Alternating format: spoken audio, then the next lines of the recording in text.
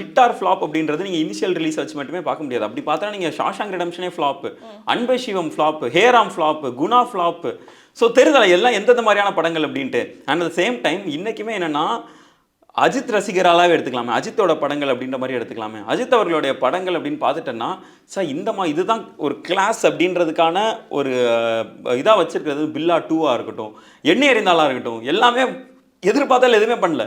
இன்னைக்குமே பல குறிப்பாக பல பெண்கள் சொல்கிற ஒரு one of the greatest Ajith films அப்படின்னு சொல்கிறது நேர்கொண்ட பார்வை. அது பாக்ஸ் ஆஃபீஸில் பாம் ஆச்சு.